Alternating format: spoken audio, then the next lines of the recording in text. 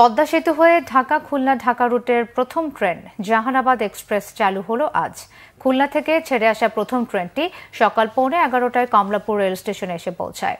নতুন রুটের এই ট্রেনের উদ্বোধন করে রেলপথ মন্ত্রণালয়ের উপদেষ্টা মোহাম্মদ ফাউজুল কবির খান বলেছেন, অপব্যয়ের কারণেই রেলের দুর্দশা কাটছে না, রেলকে তার আয় দিয়ে ব্যয় করতে হবে।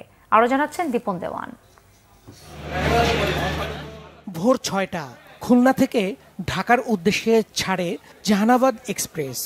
নতুন এই রেল লাইনে দূরত্ব কমেছে 231 কিলোমিটার। ঢাকা থেকে খুলনা 4.5 ঘন্টায় গন্তব্যে পৌঁছে এই ট্রেন।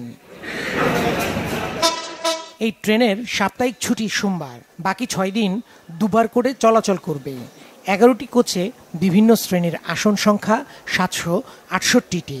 আছে লাগেজ ভ্যানও, যার মাধ্যমে মালামাল ঢাকায় আনা যাবে। নতুন এই ট্রেন চলাচলে উচ্ছ্বসিত যাত্রীরা। আমি স্যাটিসফাইড এবং আমি খুব হ্যাপি আমি এই ট্রেনে একজন যাত্রী হতে পেরে। এটা আমার খুব সুন্দর লাগছে, পরিবেশ ভালো, ম্যানেজমেন্ট আরো সুন্দর। প্রত্যেকটা স্টেশনে দাঁড়িয়েছিল, ক্রসিং ছিল, যার জন্য একটু সময়টা বেশি লাগছে, কিন্তু আশা করি পরবর্তীতে এটা আবার ঠিক হয়ে যাবে। এত সহজে ব্যাপারে থেকে খুলনা থেকে কমলাপুর আসতে পেরেছে, আমাদের খুব ইজি হয়েছে।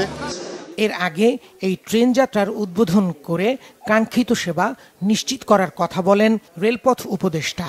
জোর দেন প্রকল্প ব্যয় কমানোর। এই অবস্থাতে আসার একটি কারণ হচ্ছে অপব্যয়। আমরা যত্রতত্র স্টেশন স্থাপন করেছি, যত্রতত্র রেল লাইনের বিস্তার করা হয়েছে। রেলকে তার আয় দিয়ে তার ব্যয় নির্বাহ করতে হবে।